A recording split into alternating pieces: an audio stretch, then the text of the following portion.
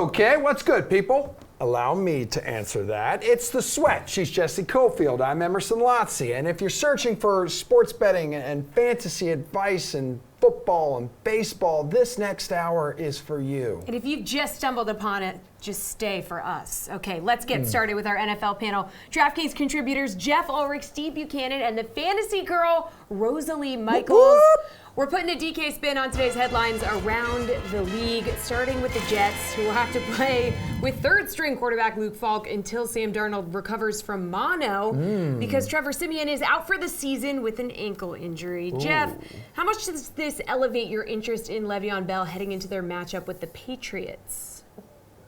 I mean, elevate is definitely not the word I'd be choosing for this segment.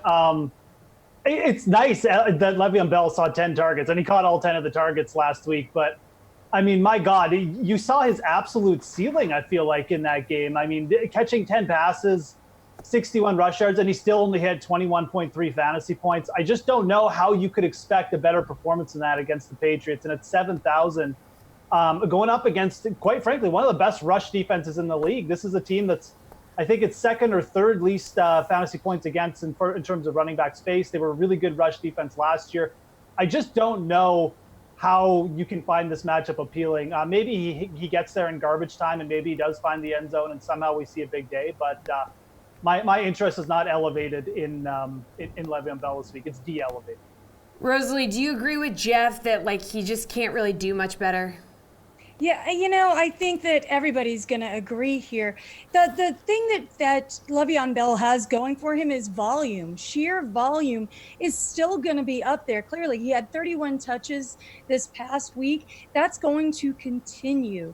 It's just the thing that really concerns me about Le'Veon Bell is the fact that the rest of this Jets team doesn't seem to want to play up to his level. And you watched that game last night. You see Le'Veon Bell doing Le'Veon Bell things, and everybody else on that Jets offense just kind of watching him do it instead of blocking. So that's my concern with him. Jeff already mentioned, it's a tough defense this week. I think unless his price point comes way down throughout the season, you can't really play him. Season log's a little bit different, but with DFS, it's going to be tough. Steve, what do you think? Yeah, I mean, I don't see how you like Bell in this spot here. Rosalie said, the volume's going to be there. That certainly is going to be something, especially with the backup quarterback going here. The Patriots always like to take out that number one option, so we'll just say it's Robbie Anderson because I really don't know if there's a solidified number one on this team as of right now. So then that leaves them Jamison Crowder and the corpse of Demaryius Thomas. So, that's what they're going to be relying upon to throw the ball to. Best of luck to you. And Thomas is out already, so it's. Oh, he's already out, so even better. So so what the hell you got left at this point? So it's Bell and Crowder basically. So maybe the Patriots will go 3 weeks with only allowing 3 points so far. That's kind of what it feels like at this point. But yeah, I mean, you definitely can't like Bell in this spot. 7,000 is not expensive for Le'Veon Bell, the name, but with the matchup and the team he's associated with, yeah, it's pretty expensive, and you can't really like his spot here. Thoughts and prayers to the Jets this weekend. Yeah. Same city, different team. Welcome to the Daniel Jones era, everybody. The Giants benching Eli Manning in favor of their 6th overall pick, the rookie out of Duke. $5,000 at Tampa Bay. That's what he's going to cost you on DraftKings. Would you consider playing him based on the savings, Rosalie?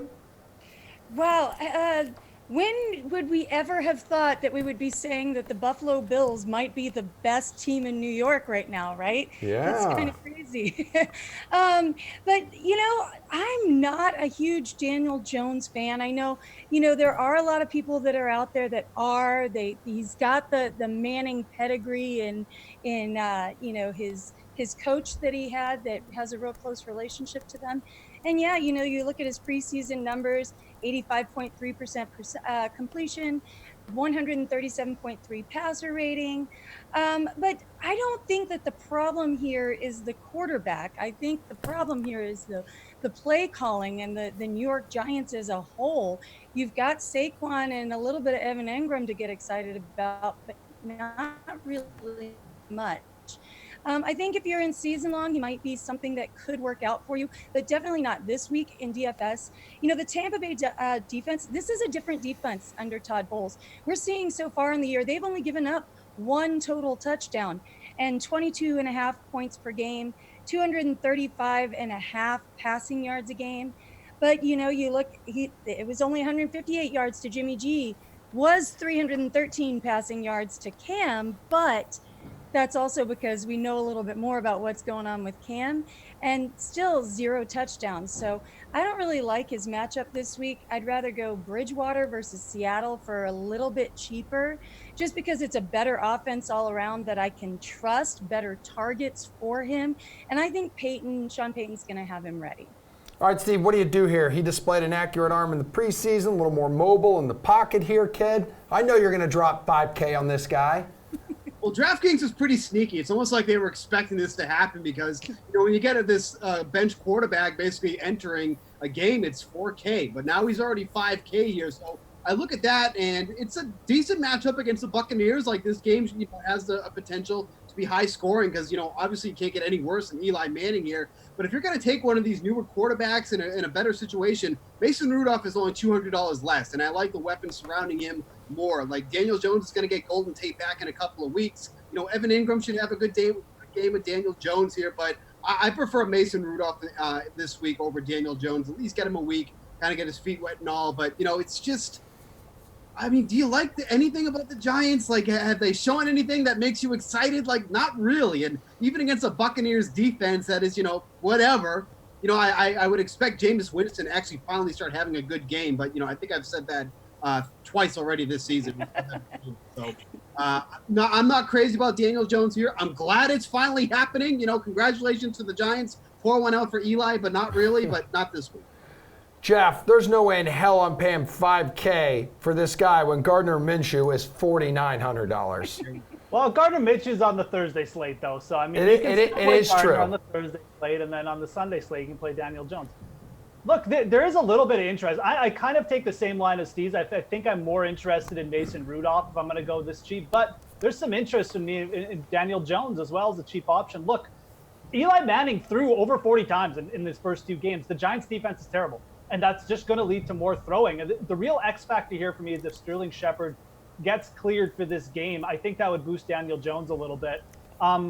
Again, they basically have no wide receivers. If you have Shepard and Ingram there and then Saquon Barkley, there's some upside here because the Giants are going to be throwing all games. So I do have some interest in him from a cheap DFS perspective this week for sure.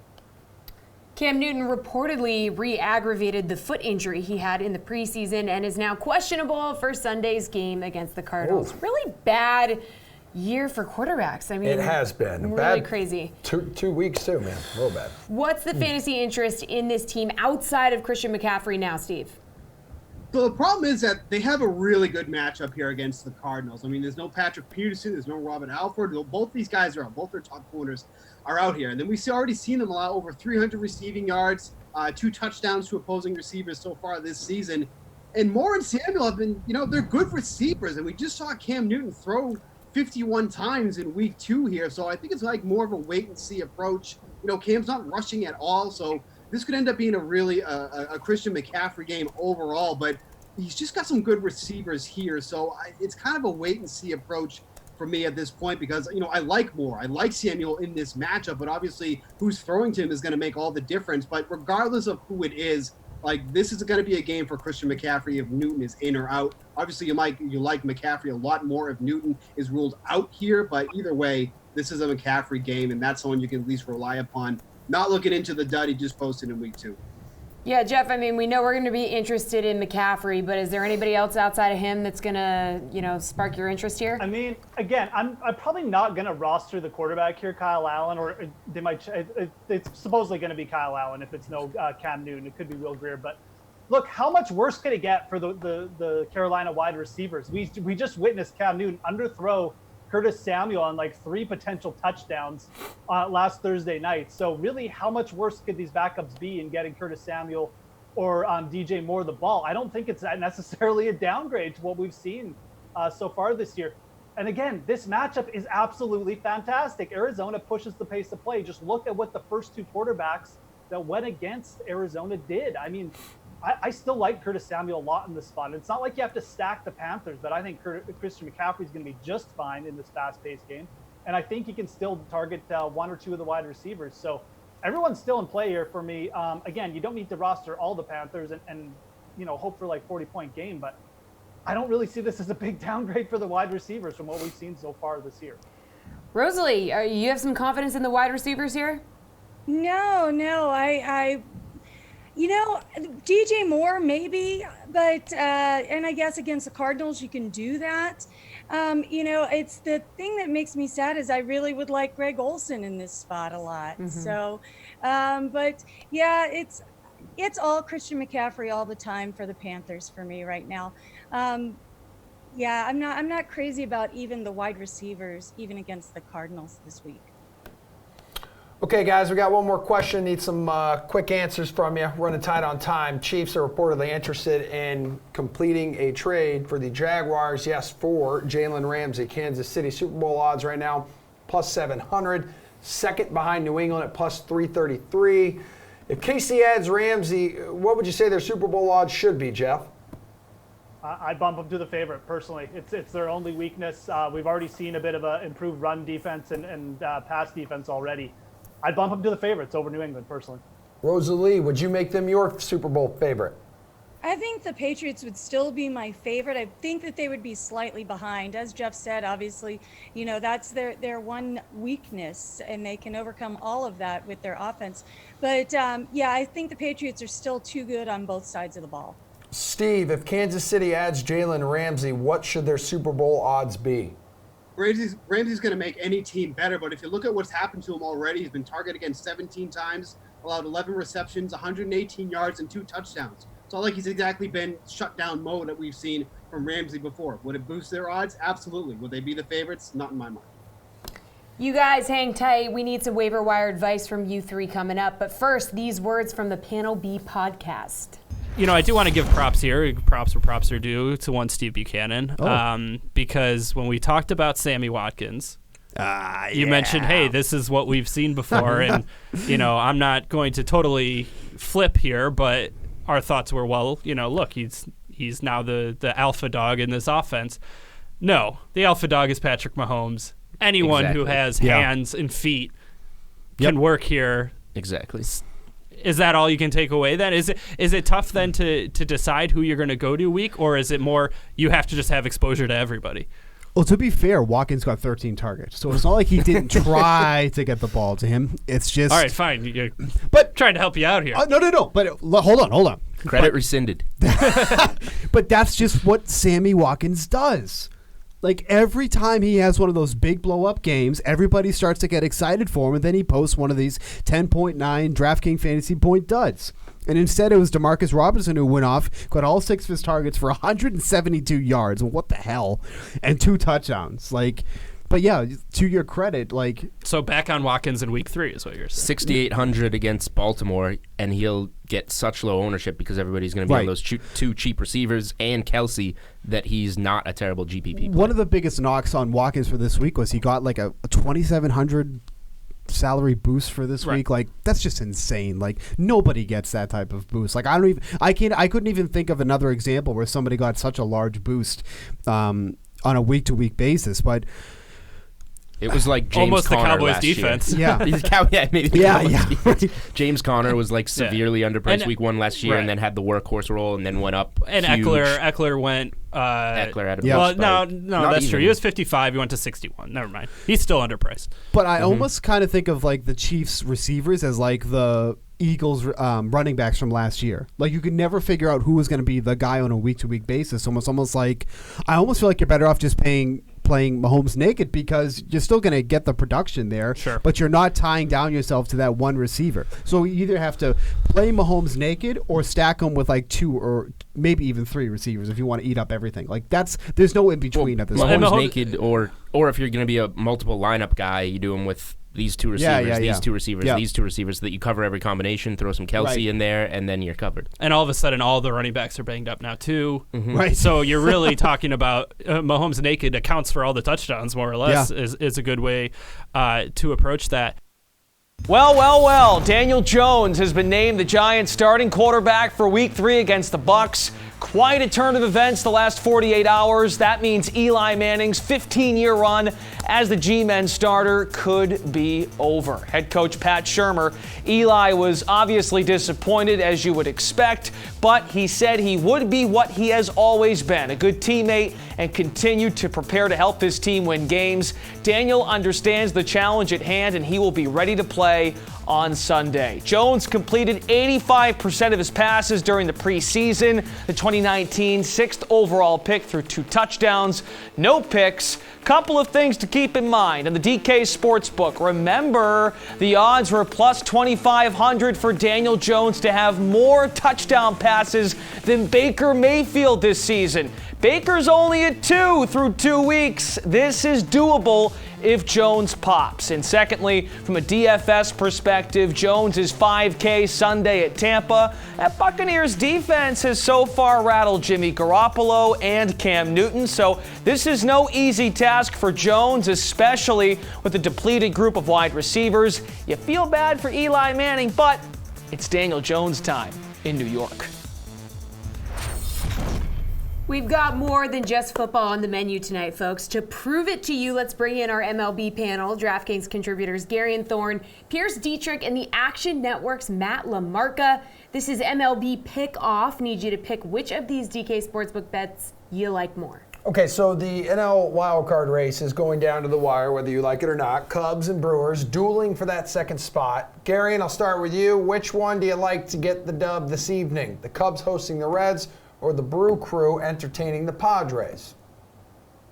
Yeah, I think both these teams are justifiably favored. But for me, this kind of just comes down to, do you fear Sonny Gray more than you fear Chris Paddock? And I do. I think Gray's in a real good groove right now. I know his last start, if you're just looking at the game log, doesn't look fantastic, but he was 1 pitch away from throwing 7 scoreless innings, had a no-hitter even going into the 7th inning of that game against Seattle, where the Padres, I mean, look, Paddock's been fantastic his last 3 starts, but they have struggled on the road immensely. They've lost their last 7 road games.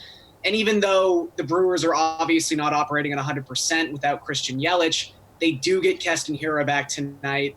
Brandon Woodruff, they also get back tonight. He's been fantastic his last 15 starts. He's got a 2.83 FIP. So I think I'm going to side with Milwaukee here.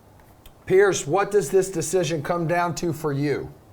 I'm going to disagree here with Gary, and it's, Brandon Woodruff, we don't know how deep he's going to go into this game. We're probably going to see a lot of Gio Gonzalez, and he struggled against right-handed bats, and there's a handful of really good right-handed bats for the Padres, about 5 of them that have plus X WOBAs, and Gio against right-handed bats, almost a 5 X FIP. He's only straining 70% of the hitters. And then you look at Yu Darvish, man. The guy's turned his career, or at least season, around by going back to the cutter. He's got the best cutter in baseball, and he realized, hey, if I got the best pitch, maybe I should throw that, triple my usage. And it's worked pretty well over the span that he's turned his season around 2 times against the Reds, a 288 xFIP and a 188 xFIP. I think it's all about Darvish and Gio tonight. Matt, Cubs have won 5 in a row. Milwaukee 3 in a row. Who keeps the streak alive? How about this? How about they both lose? They both lose, okay. Go ahead. If I can only pick one, I will side with the Padres pulling off the upset. I like what Paddock has been doing on the mound recently, and I continue to think that this Milwaukee team is due for some regression with their offensive output. They are just simply not that good of a lineup without Christian Yelich, but they continue to produce. I don't think that continues, so I will keep fading Milwaukee, but I honestly think there's a pretty good chance both of these teams lose. The Rays-Dodgers game is one of the closest calls on the board tonight, even though Blake Snell is only expected to play a few innings for Snell, Tampa. Friend of the program here. Yes, he is. Pierce, do you see Tampa being a good play at plus 114, or do you like LA at minus 129 with Ross Stripling on the mound? I like the Dodgers, and it doesn't have anything to do with the starting pitching, because I don't believe any of the starting pitching is going to go more than 3 innings. Maybe Snell goes 4, 5 max. So you worry about the Dodgers against left-handed pitching, but Snell's not going to be in there. It's basically a bullpen game. For me, I'm just going to favor the home team. You've got the Dodgers' second best WOBA or WRC plus at 118 at home, and they also have the second best bullpen at home. It's a close call, but I'm going to lean on those stats. It's close, Matt. Who you going with?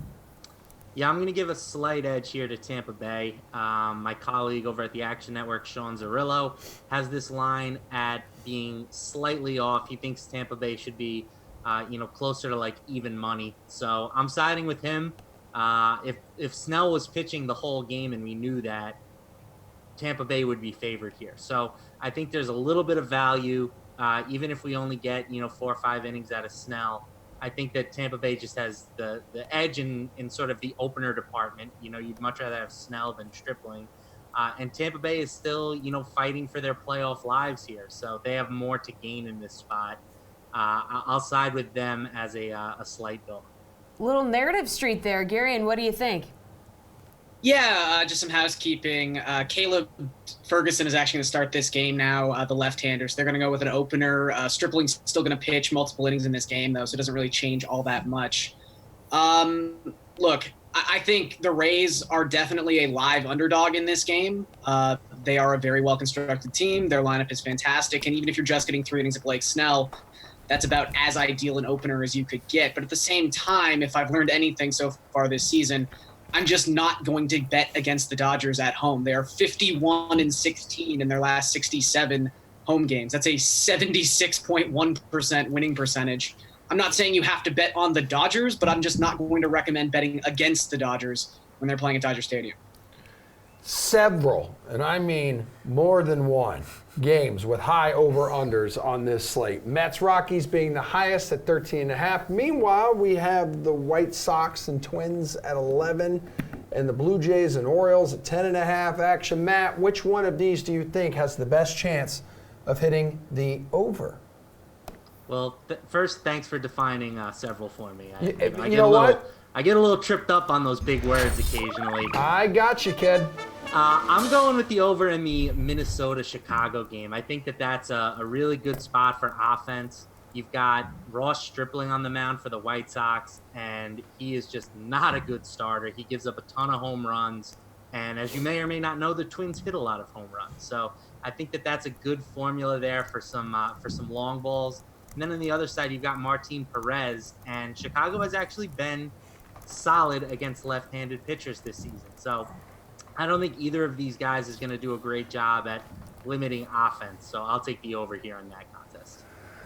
Care Bear, which one you going with? Yeah, I'm going to agree with Matt here. And to back up his last point, that's really the major thing, because I don't think anyone's sweating that the Twins are going to reach their implied run total tonight against Ross Detweiler. It's really, can the White Sox do their part? And they go from an 84 WRC plus against right-handed pitching to a 104 WRC plus against left-handed pitching. They also have the 7th best WRCS in the month of September. So they've been pretty live since Jimenez has started to pick things up. And obviously Moncada has been tearing the cover off the ball since the All-Star break as well. But look, the Twins just wreck left-handed pitching. They are first in the league in batting average, first in the league in isolated power, second in WOBA, second in WRC plus. Anytime the Twins are facing a lefty, especially one of Detweiler's quality, I'm always inclined to take the over. Pierce, we got a White Sox Twins sweep. Everybody is hammering this Coors Field game, but I'm with them. I'm with the Minnesota Twins crushing Ross Detweiler. Against lefties, the Twins top 3 WOBA, WRC plus, and an ISO. You look at Ross Detweiler, the numbers are terrible. Almost a 400 ex-WOBA with this fastball, a 460 ex-WOBA with this cutter, a 471 ex-WOBA with this sinker. And he's not even really a fly ball pitcher. Basically, about 1 out of every pitches that he throws that goes in the air goes for a home run, and this is not the team that you want to do that against. I think he allowed, the Twins scored 8 runs the last time they faced off against the White Sox where Detweiler pitched. Detweiler, 9 starts, 11 home runs. This is the place to go, not Coors Field. Thanks, guys. Hang tight. We'll have you back in a bit for MLB Price Check. That's after we bring back our football panel to talk waiver wire picks. Brendan Glasheen here, in with your DraftKings Fantasy Flash. Jalen Ramsey wants out of Jacksonville. His agent told ESPN the Jaguars have had talks with teams and are asking for at least 1 first-round pick, but would likely need more than that in return for the two-time Pro Bowl cornerback. He's in the 4th year of his rookie contract. The Jags picked up the 5th-year option for 2020, so he also wants a new contract. Seems tough to pull that off, right? But Adam Schefter adds Ramsey could be dealt as soon as this week. A source told Schefter once there is a sideline confrontation between a head coach and a player, both sides have to move on. So Doug Marrone is that coach, and he said he didn't speak to Ramsey about the incident after the game, and the team isn't going to discipline him.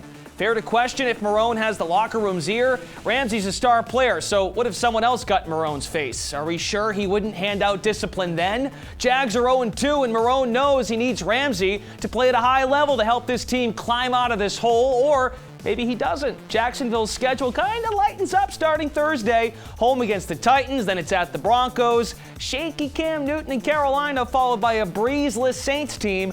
I don't know if Marrone's really fed up with Ramsey. Feels like they pulled a trigger this week. Then again, Marrone's stability as head coach isn't exactly rock solid. Okay, all you season-long lovers, pay attention. This one's for you. We're poking over to the waiver wire to see who our panel recommends you chase after. DraftKings contributor Jeff Ulrich, hello again. The Fantasy Girl, Rosalie Michaels, hello again. And RotoWire's Jerry Donavedian. Yeah, got it, guys. Nailed it. Jerry. Yeah, only took me like a 3-second pause to think about it. We were the entire break. I was like, "You good, man?" And he was like, "I got it. Don't look at me like that." Stop looking at me. And then it's like Will Ferrell in Old School when he goes on the quiz show and he just blacks out. You're perfect. But it happens every week. Thank you. Anyway, I did black out quite a bit. Jerry, if you need a quarterback, who would you recommend going after, assuming he's on the waiver wire? I like Andy Dalton. I think people are going to be paying attention to all of the new starters coming in, with what seems like half the quarterbacks in the league getting injured or benched. But Andy Dalton's a guy who's available in well over half of leagues on Yahoo and ESPN. And just, he's still Andy Dalton, but he's second in the league with 93 pass attempts. Under Zach Taylor, not only are they passing because they have to in the second half, but their pass rate in the first half on first and second downs, third highest in the league behind only the Chiefs and the Cardinals. I mean, they're going to keep airing it out, it seems like. He's actually second in the league in passing yards. And at some point, he's going to get A.J. Green back. I think John Ross might be a bit of a mirage, but we know A.J. Green's the real deal for however many games he can stay healthy. And might not be for a few more weeks, but he'll be back at some point. Okay. All right. Fair enough. Rosalie? Well, you can have your Andy Dalton because I can remember back beyond past 2 weeks to last year, the year before, and he's just always so meh to me. He has some good games, but for season long, I want somebody that's going to be a little bit more consistent. And to me, those are the dual threat quarterbacks. Those are the guys you want on your roster in season long. And I'm surprised that Josh Allen is still available in so many leagues. Not any of the ones I'm in, sadly.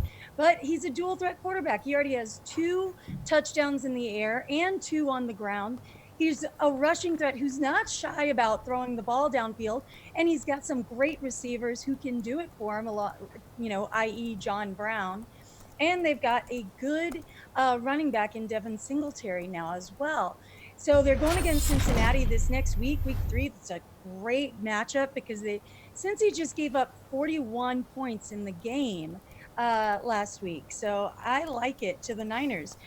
He's got a relatively easy schedule for the rest of the year. This is no longer the sluggish offense we're used to seeing out of Buffalo for the past few years. They're ranking 11th in the number of plays run so far this season. He's going to keep slinging it. He's got over 20 DK fantasy points versus the Giants and the Jets. He's got the safe floor and the high ceiling, and I like it. Jeff, that's your boy, Andy Dalton. I do like Andy Dalton. I mentioned him last week, but I'm going a different way this week. I'm going with Jimmy Garoppolo. Nice. I think the rebirth of Jimmy Garoppolo or the comeback kind of went under the radar last week, but he finally looked like the old Jimmy Garoppolo where he was just slinging the ball. I mean, he just about hit 300 yards, just about hit the bonus. Would have been in for a massive week if he had hit that. And I know some people are going to say, well, he's going up against the Bengals and, whatever, but I mean, look, it's a really good sign for a guy coming off an ACL injury that in week 2 he's putting up numbers like this. And with Jimmy Garoppolo, it's kind of a look ahead thing. He's got the Steelers this week, who, by the way, are like one of the worst defenses against the quarterback so far this year. Teams are averaging over 300 yards and 3 passing touchdowns against them. But don't forget, he gets to play Arizona twice more coming up. I mean, the fastest-paced team in the league, like I always say. So he's got some good matchups coming up. Look, if you're struggling at quarterback, maybe you got Cam or you just got an open spot on your bench, I would really look into stashing Jimmy Garoppolo. He's got some fantastic matchups where you're going to be able to start him coming up. All right, Jeff, what about running back? Which one tickles your fancy? Yeah, this is more of a look-ahead spot, too, because it looks like James Conner is probably going to play this week. But Jalen Samuels, if he's still out there on the waiver wire, now is the time to pick him up. The Steelers are 0-2 if they lose this week. Obviously, they're going to be 0-3. That's the math. I know it's crazy, but it's true. But at some point, you got to figure they're going to pop Jalen Samuels in there. They already got Mason Rudolph in there. Jalen Samuels is dynamic pass-catching back. James Conner's banged up, so we got the injury risk. We got the Steelers could be tanking in a couple of weeks. And then you got the fact Jalen Samuels is just an awesome pass-catching back. So now is the time. If he doesn't start this week, I do feel like it's probably coming soon. This guy's got like league-winning upside if he does get into that RB1 role. All right, thoughts, Rosalie? Yeah, I'm actually following Jeff in the San Francisco area. I really thought Mostert did a great job this week. The fact that 3 different 49ers running backs had double-digit carries on Sunday and were still fantasy relevant, at least the top 2. But Mostert was the most impressive to me. You know, he rushed for 83 yards, had 3 receptions for 68 yards and a touchdown, and looked really good doing it. Plus, let's put into the fact, I know that Jeff loves Jimmy Garoppolo, but San Francisco is rushing the ball almost 60% of the time, 57.8% of the time so far. Okay, it's only 2 games, but even last year, they rushed the ball a lot. So that's only behind Minnesota in terms of the pass rush percentage ratio. And there's enough room on good matchups throughout the season that 2 of these guys can be fantasy relevant, Breida and Mostert. So he's not a guy you're going to plug into your RB1 or RB2 on a weekly basis unless maybe it's a bye week, but he could certainly be a flex position on a good matchup. Okay, Jerry, where are you going? I'm going with old reliable Frank Gore. Yeah. Take it from me as someone who had Devin Singletary in 80% of his DraftKings tournament lineups last week. What we saw then was Frank Gore got 21 touches. I think maybe people are not as high on Gore as they should be because they saw that Singletary was injured. But Singletary was still getting carries into the 4th quarter. Gore was dominating the touches beforehand. And TJ Yeldon, who they signed in the offseason, has, I think, 1 touch on 5 snaps through 2 games. If Singletary sits, Yeldon might get a little bit of passing down work, but Gore is going to be getting big time carries. And look at the schedule this week, home game against those Bengals, who we keep coming back to. Last year gave up the 2nd most points to running backs. Last week alone gave up about 1 million points. So far, giving up the most in the league to running backs. Just terrible linebackers there. And for someone like me who's got Damian Williams and James Conner both banged up, and Jalen Samuels and Darwin Thompson not available on the waiver wire, I might be needing someone I can put in and start right away, and Frank Gore is perfect for that. Obviously, we're not talking about huge upside like we are with Jalen Samuels, but for someone who needs a week 3, maybe week 4 starter, I like Gore a lot. Who do you like at wide receiver, Rosalie? There was something that came out recently, the past day or so. Mike Tomlin said that Mason Rudolph playing may have an unintended consequence of James Washington playing a larger role. Now, we all know this is because of their previous relationship, right? So to me, Washington's going to be sliding into that 2nd option at wide receiver because we've all seen what Moncrief has done, dropped the ball constantly. Moncrief has given up that 2nd wide receiver spot. James Washington's a big play guy, and he's got the relationship with Rudolph. I think he's going to feel comfortable. If you look at what they did at Oklahoma State, they connected 74 times in 1 year for 1,549 yards and 15 touchdowns.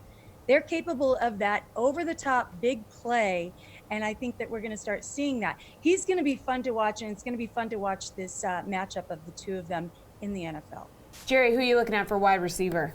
Well, I really like James Washington. He actually got more snaps than Moncrief last week.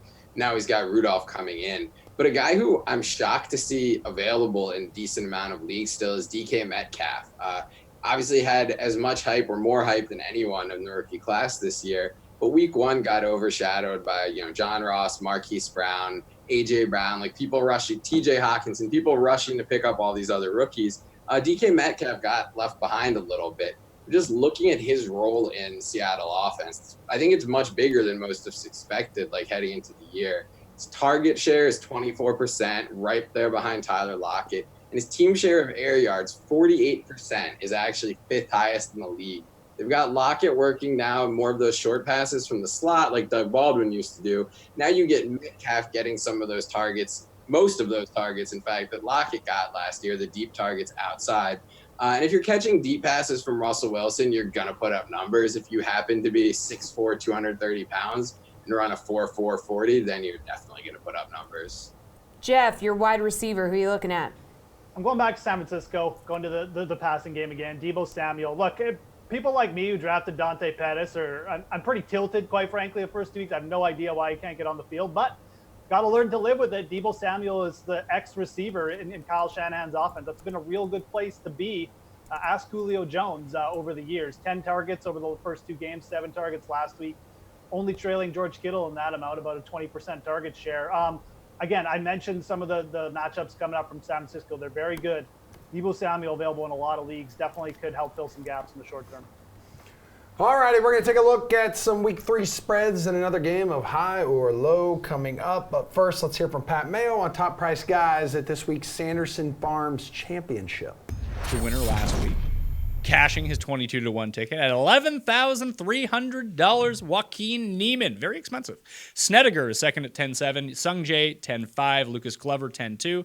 And Byun Hanan at an even $10,000. I was trying to rack my mind about who I liked the most from this range, and I might actually like the $9,000 range better than this, but I was thinking like Ann's a good play, Glover's a good play, Neiman should just be able to destroy this place, but I just looked to Snedeker and think this course sets, like when I talked about those corollary courses, whether it be Heritage, whether it be Wyndham, he's won at both of those. Shorter hitters can do really well here. He scores really well on par fours. And if this does turn into a putting contest on Bermuda, there's probably no player you'd rather have than Brandt Snedeker. So Sneds is one of those guys, all the time when you look at a course and it's like, okay, you're going to need to putt. It's tough because we just don't know. But the one thing we do know about Sneds is his upside with the putter is when he gets going, it's insane. Probably the best in the field, one of the best in the world. So we know we have that in our back pocket. Are we going to get that? Who knows? But you're willing to bank on it. His off the tee game is not, that's probably the weak link, but you can get away with it here. I looked, I know he's probably the obvious, especially if you're looking at course history. Lucas Glover's played here a bunch. Bermuda, he's a Southern guy. It's no surprise that he's had some good finishes here, and he did have a nice kind of stretch as we got to the Tour Championship. Then it all fell apart, but pretty good end of last year for him. Yeah, Snedeker is sort of the same thing too. He was 24th at the Tour Championship. Before that, 5th at the BMW, 6th at the Northern Trust. He was 39th at the Wyndham, where that was just kind of strange. He was in it for a bit, then kind of went away. He missed the cut at the Open, but he was 5th at the Rocket Mortgage, and both of those are, the Tour Championship at Eastlake is a Donald Ross course, but so is Wyndham, so is Rocket Mortgage. He was 4th at the RBC Canadian Open too, which was another sort of shorter hitters can benefit from playing here course that I think of all the guys above 10,000, I like him the best, and I don't know how popular he's going to be. I would say, I don't want to make assumptions because it is only Monday, but to me, he might be the lowest of all of them. I feel like people, him and On are two guys that a lot of people expect to break through sooner rather than later. Neiman, maybe off the win, he gets a little less ownership, but he's playing so well. The price is reasonable. And then Glover, people first thing they do is look at course history, especially if they're relatively new to golf. So I think that's a good point with Sneds. And like I said, even just scanning over his results, some of the putting performances when he's dialed in, that alone is worth some consideration. Yeah, so it'd be Snedeker for me, number 1 from above $11,000 or $10,000. Then Neiman would actually be number 2 for me. And I don't even know if I'm going to end up playing him because like I said, I want to attack this mid-8s, mid-9s. I think that's the level where we want to be at. the wild card for me, and it's every week considering he never takes a week off. Sungjae Im, I don't know what to make of him. His stats are all over the place. He's been doing crazy work with the putter. Just very recently, I know there was a break in between those two tournaments. He's the guy I never know what to do. If I had to pick another, it would also be Neiman for me. I know he's coming off the win, but he's obviously figured it out, and he's making, those 6-8 footers no problem lately. Just Drano.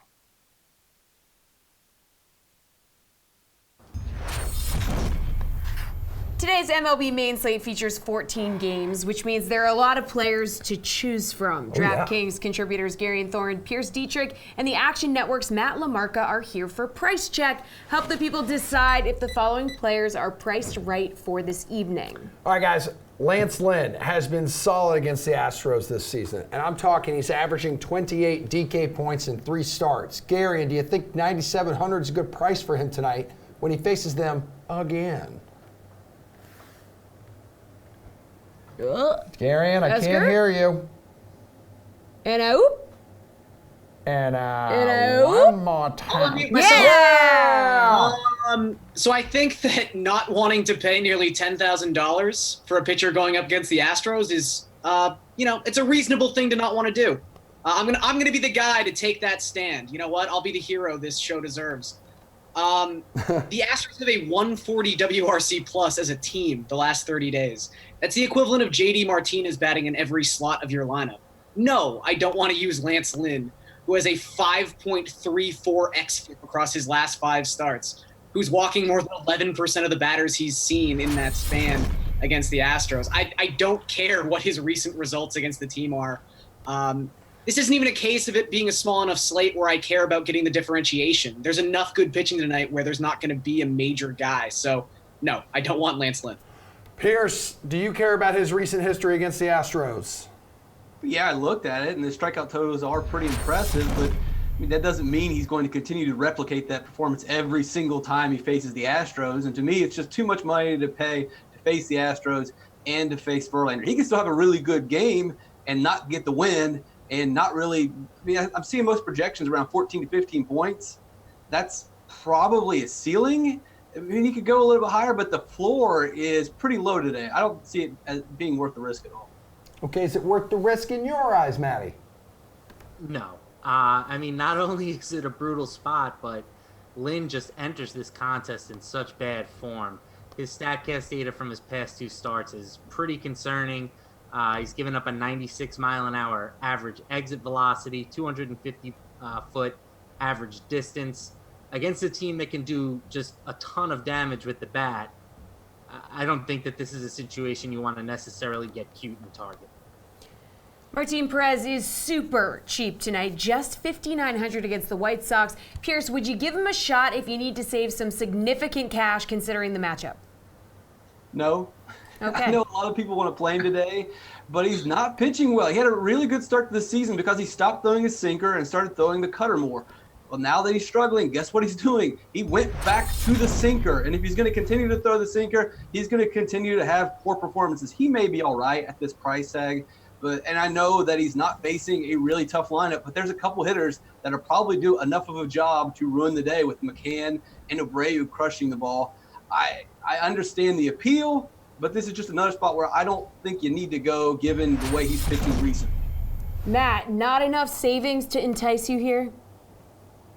I kind of like Martin Perez. Okay. I'm going to be honest. I know I mentioned this game that I like it to go over, but I just think that in terms of his price, you're not going to find another starting pitcher on this slate that can really give you the same kind of results that he can.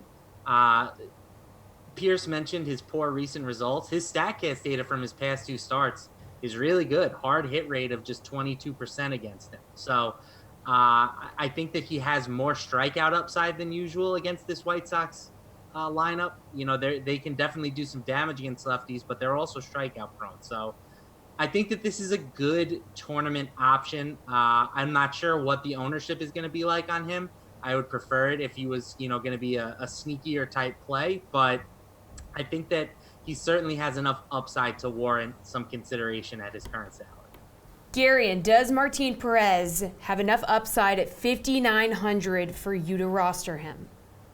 I don't think so. And I think he is going to be popular. I think the allure of the White Sox is pretty strong, despite the fact, as we all talked about in the first segment, the White Sox have actually been a pretty respectable offense, specifically against left-handed pitching in the immediate past.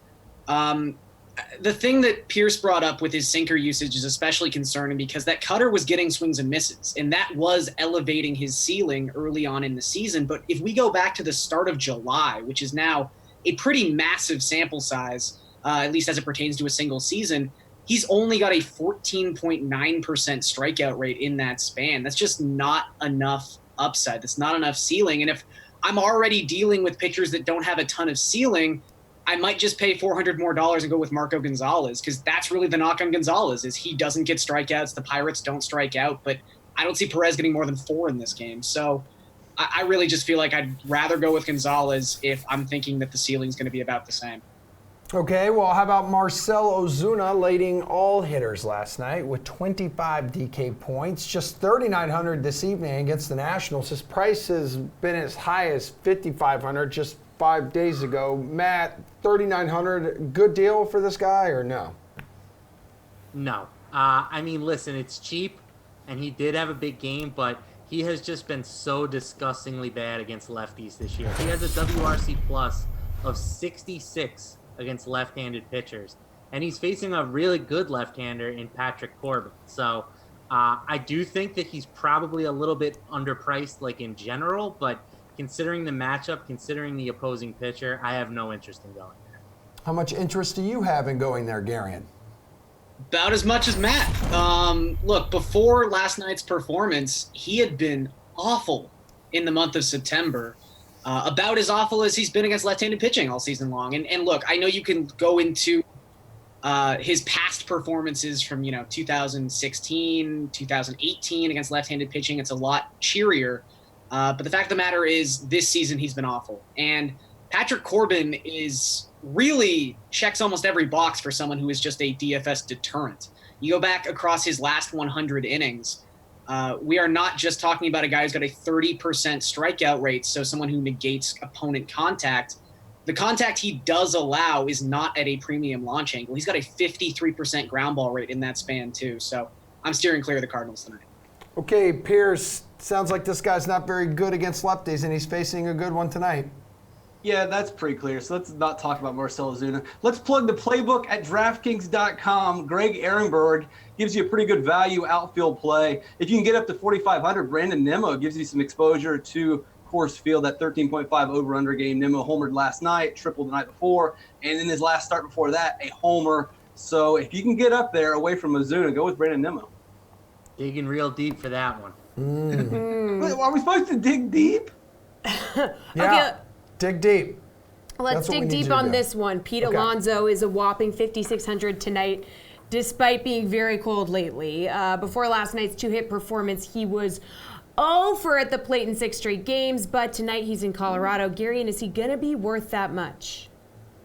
Unfortunately, I don't have a deep take on this. If you can afford Pete Alonso, you put Pete Alonso in a lineup.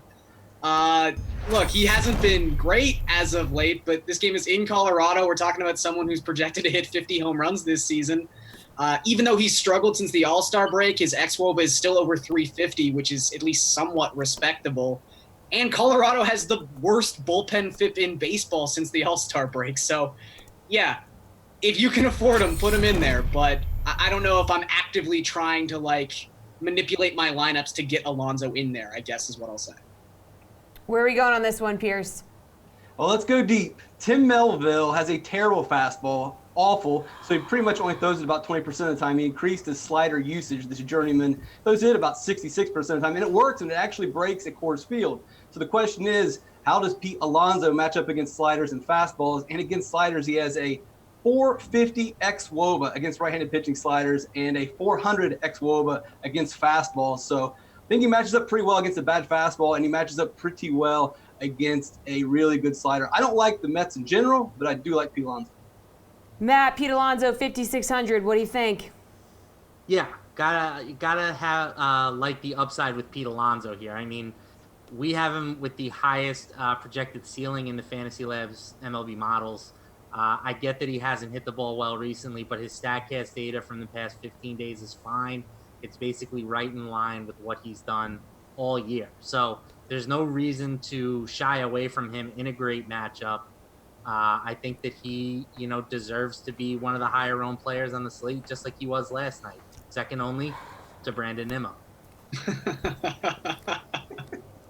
Guys, that's it. We're out of time. So sorry. But thank you. You're all free to go. We'll be right back with our NFL panel to talk spreads. Yay. These poor quarterbacks. I'm Brendan Glasheen, and with this DraftKings Fantasy Flash, NFL Network is reporting Cam Newton's status for Sunday's game at the Cardinals is up in the air. Newton re-aggravated a left foot injury last Thursday night against the Bucs. He had a mid-foot sprain in the preseason. The Athletic reports Panthers GM Marty Herney said there's no timeline for Newton and added, "We will see how it goes." Makes sense now. Cam was absent from Tuesday's practice and was limited to rehab work. His involvement in the ground game has been atypical, just 5 carries from -2 yards through the first 2 weeks of the regular season. Taking it easy on the foot, feeling a little defeated. Not to mention, he's been wretched in the passing game, folks, failing to hit open receivers. Newton put a lot of the blame on last Thursday's loss on himself, so he's not letting any injuries overshadow his performance. And when you lose 8 straight games as a starting quarterback, you don't care how hurt you are. You just need to win. Understandable reaction, fellas. This waking nightmare happens every day and could have been avoided with the right tool for the job. Introducing the Lawnmower 2.0 from Manscaped, a precision-engineered personal trimmer for an unruly bush. One more time with the Pigskin Assassins. It's our NFL panel. DraftKings contributors Jeff Ulrich, Steve Buchanan, RotoWire's Jerry Donabedian, and we'd love it if you three would play some NFL high or low with us. Oh, yeah! Emerson! Big win, baby. Woo! Big, you did it! I knew you just had to sound it out. Okay, so are the following spreads for week 3 too high or too low? Oh, my God. You have to finish the show. Sit down. Too high or too low? Pats, -22.5 against the Jets, a very large number. But is this number still too low, Steve? I mean, one of these times, like, these massive spreads are going to come around and bite us, but I just don't, I can't make a case for this one to be the one. I just don't see where the Jets are going to come and score in this game. Like, the Patriots defense has looked absolutely fantastic, and we know they can't keep up this trend week after week, where they've only given up 3 points over the past 2 weeks, but who's going to beat them? Like, that's the only thing I'm really struggling with is Jameson Crowder, like, Demaryius Thomas is out, like Jeff reminded me. Le'Veon Bell, maybe, but he can't do it by himself here. So, I'm kind of appealed to the Patriots side here. I mean, I don't want to say it's too high. I don't want to say it's too low. I feel like it's just right. I mean, if it goes either, if it starts getting any higher, then we're just talking about some ridiculous totals here. But I think you just gotta keep riding until you see anything different. Jeff, I mean, it's big, but is it still too low? I mean, let's break this down, just what happened last night. I mean, Cleveland did not play well last night. Like, they looked like they were the dominant team, because they were the dominant team, but they're going up against Trevor Siemian and Luke Falk, and they still won by 20 points on the road. It's just not too small. I know it seems absolutely massive for an NFL line, but this is also the Patriots, you have to remember. Tom Brady was throwing the ball up 40 in the fourth quarter last week. Like, Bill Belichick is not taking his foot off the throat here. I would probably bet this until it got past 24 points, and even then, I might bet it. So, yeah, it's too small in my opinion. Jerry, too small? I think it's just right. I think if I really had to pick one side or the other, I'd say it's actually a little too high. Partially just because I think Adam Gase is going to do what he did last night, which is to play to lose by as little as possible.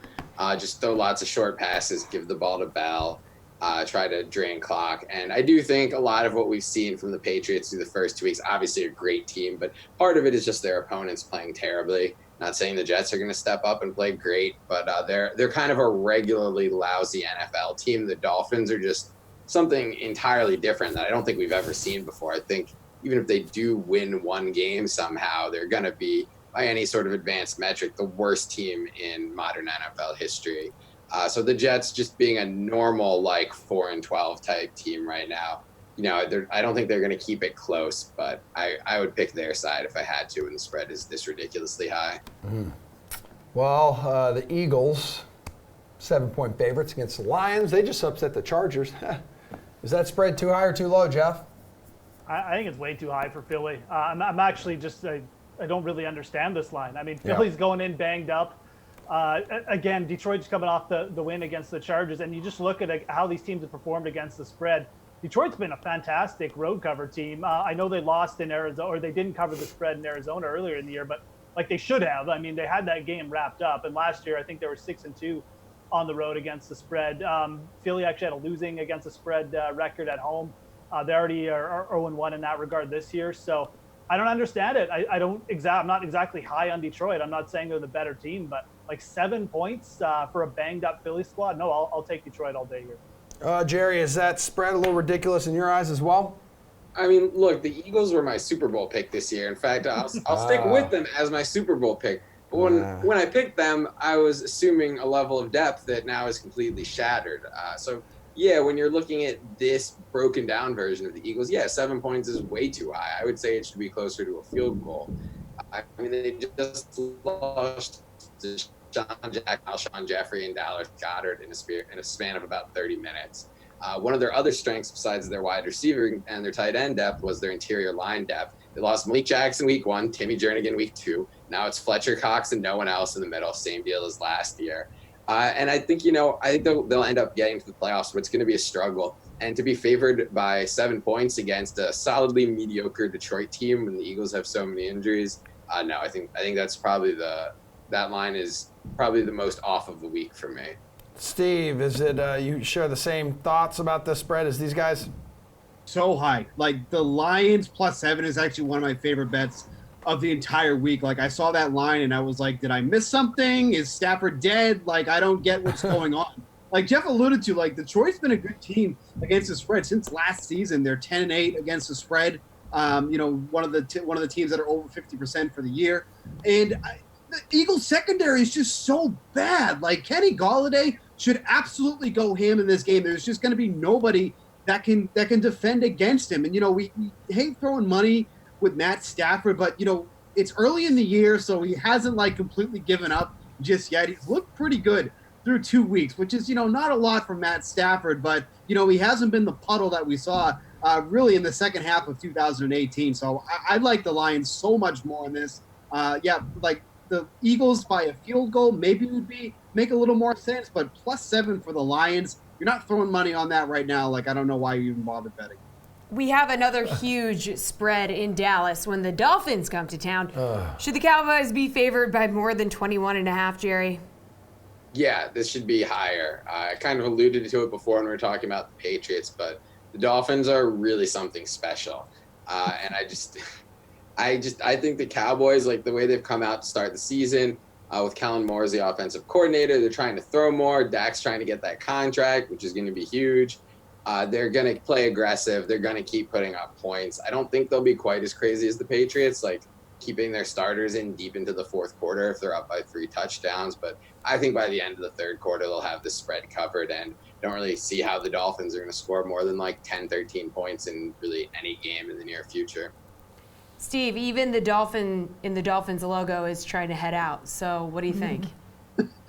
The problem is like I was surprised that this opened up, higher than when the Patriots faced them last week. So it's, maybe I'm inclined to think that is a little too high, but I don't know where they're going to make up the difference. Like that's the worst part. Like Ryan Fitzpatrick, Josh Rosen, like good Lord, like I can't even speak because I don't know what to say. Like I want to side with Miami here because this spread is so ridiculous, but I legitimately can't come up with a reason why the Dolphins should be able to cover in this spot, even at 21.5. Like it's insane. But I mean, we could see, if you held on to Tony Pollard, you might get like half a game work for him at this point. It's just so crazy how bad this team is. This is Tankapalooza at its best. So I have to side with the Cowboys on this one. I just right. I mean, I can't go any higher, but yeah, just what a crazy number. Jeff, going with the Cowboys? Yeah, I'm not as confident, and it really does come down to with these big spreads. Like anyone other than the Patriots, you kind of have to just think, and you really trust Jason Garrett to just keep his throat down, keep his foot down like Bill Belichick does. And again, I would probably side with Dallas just because look, I've kind of talked about Miami being interesting bets the first 2 weeks, and how's that worked out pretty terribly, especially in week 1. But so there's really no interest in Miami here. I'm just saying that if you're looking at the Patriots versus the Cowboys bets, I'm pretty much always going to lean with the Patriots in these big point spreads. Dallas looks like an absolutely fabulous team this year, and it would not shock me if they win that division, possibly the conference right now. But again, it's Jason Garrett. They're probably going to pull their starters quicker than the Patriots did. There's more chance of a backdoor cover here than last week.